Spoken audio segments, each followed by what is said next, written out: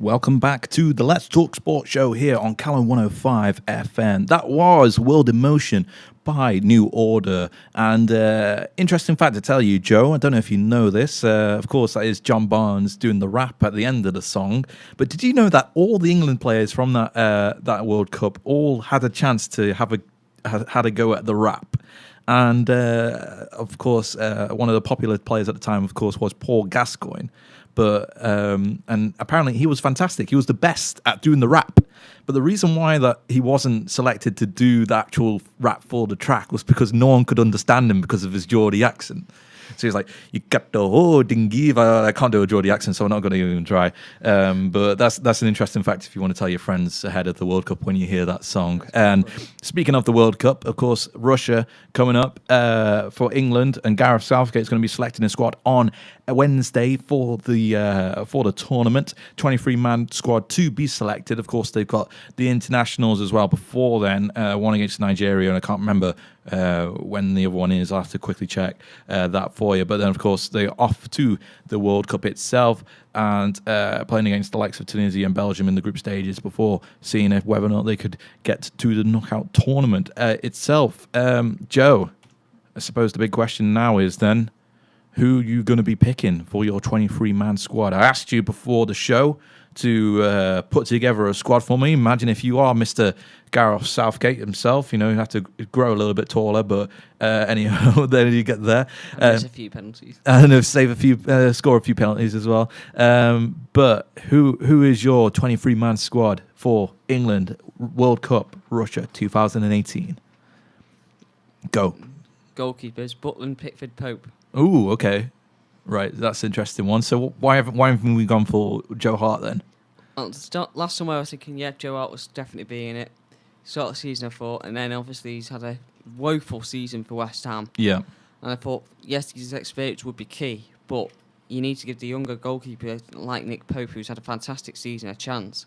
Tommy Heaton would have been a good choice, but obviously Pope, he's had his injury, and Pope's been able to keep him out the side since.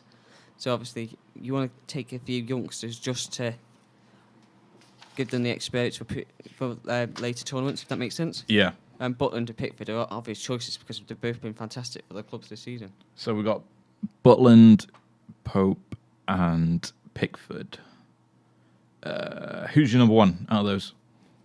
Butland for me. Butland? I know he's been relegated with Stoke, but he's made the most saves out of any goalkeeper in the Premier League this season. Yeah. And obviously in the World Cup he's going to be peppered with shots. So. Oh, okay. Okay, should cool. Be promising. Cool. Just quickly before we move on to the rest of the field, you got a formation in mind for this? Or are you gonna go with Gareth Southgate's impressive 3-5-2-1 or whatever it is, or that kind of attacking wing back? I didn't even pick up the formation. You didn't even think. Never mind. You just said pick a squad. That's fine. That's fine. Let's just say that these players are capable of playing in multiple Then. formations. That's the kind of stuff I want to hear. You could do Southgate's 3 at the back, or you could do the 4 at the back. You could do 5 at the back. You could do. I mean, that's 4-4-2. That's what I want to hear, because then at least you're not limited. Anyway, so you got Pickford, Pope, and Butland for your first 3 men. What's the rest of the 20 then? Starting off with the defenders. Sounds strange because I've got 3 right backs, but bear with me. Right. Got Walker, yeah. And I know that I put him in because Southgate's going to play him as like a centre back in a 3 at the back sort of thing. Yeah. So my thinking is you could have Trippier, okay. because he's obviously a good choice. Had a good season at Tottenham, yeah. I was thinking Trent Alexander-Arnold's done well for Liverpool this season, and like with Pope, it's experience for later on, at a major tournament. That's my thinking, because in a couple of years' time, I think he will be one of the 2 choices for right back for maybe the next Euros. Yeah. Cahill. Yep. Experience head. Stones, obvious choice. Dyer, which I was thinking you can also use as a midfielder. So yeah, I would put him as a midfielder, but never mind. Go on. Maguire, Bertrand and Rose. Maguire, Bertrand and Rose. Okay. So we don't have the likes of Smalling or Phil Jones in there from United. But we do have an interesting choice in Cahill. So you said that you went for Cahill really over the experience then of the international tournament. Yeah. Yeah, because with Chris Smalling, I don't really think he's excelled that well at Manchester United this season. I think he's struggled at times, and I think he's struggled in previous tournaments. He's not really done that well. He struggled with the pace. So I know Cahill isn't that pacey, but I think he's better in terms of he can read the situation better to deal with the fact. If that makes sense, he might not have the pace as. He's what I mean. Got the same sort of. Like, he's got the mind, the mind mentality. So yeah, he could put himself in the position to try and stop the ball before it can happen. Yeah, I get that. Who was your last one that you said? You got Maguire, Rose, and Bertrand. Okay, cool. All right. Obvious choices on the left side of the fence. Really. Yeah. I think you were definitely. Well, it's a tough battle really between Rose or Bertrand for that left-handed side. But that should bring about the best of them really. Midfield.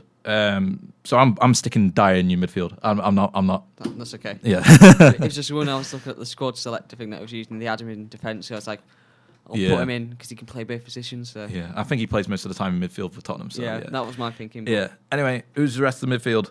Henderson, yeah. Ali. Dele Alli. Yeah. Lallana if he's fit. You're right. Lingard. Yeah. Sterling. Yeah. And then Drinkwater and Livermore just to fill up the spaces, pretty much. Livermore Yeah. is an interesting selection. I would have had Ox, but obviously Ox is... And Drinkwater is actually an interesting selection as well. Because you've got the likes of Ruben Loftus-Cheek and...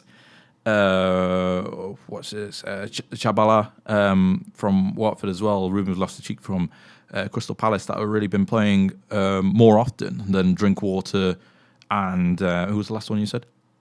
Livermore, yeah, sorry. Well, Livermore, he's a bit of an in and out, but that form at West Bromwich Albion's not really paid off because now they're going down to the to the Championship, and you've got Drinkwater who's struggling to get into the Chelsea squad.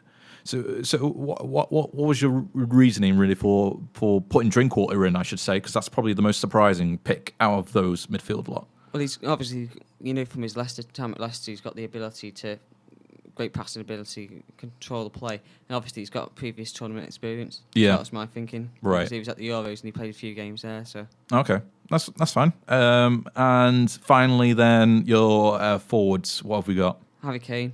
Mm-hmm. Jamie Vardy. Mm-hmm. Marcus Rashford.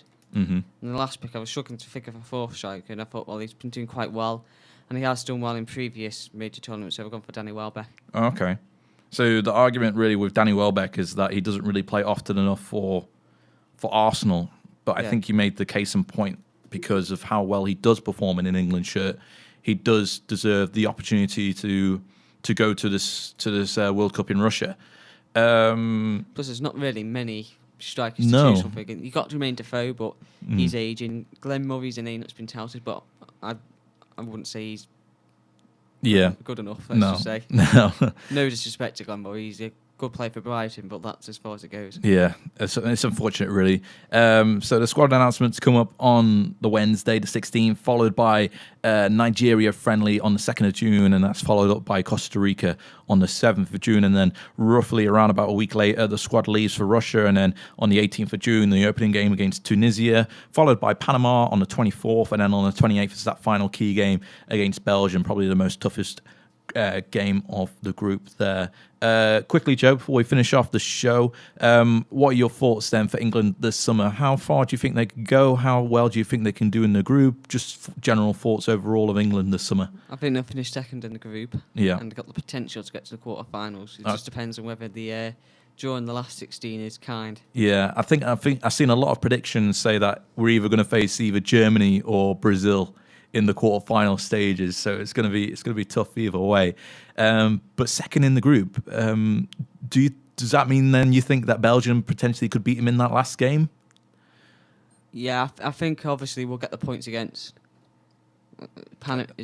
Panama and Tunisia, yeah. And Tunisia, we'll get the points there, and I probably get a draw against Belgium potentially. I mean, it certainly would be an interesting one, that's for certain, and certainly could be a promising World Cup, but this is a very young England side, one of the youngest that's ever gone to the World Cup for some time.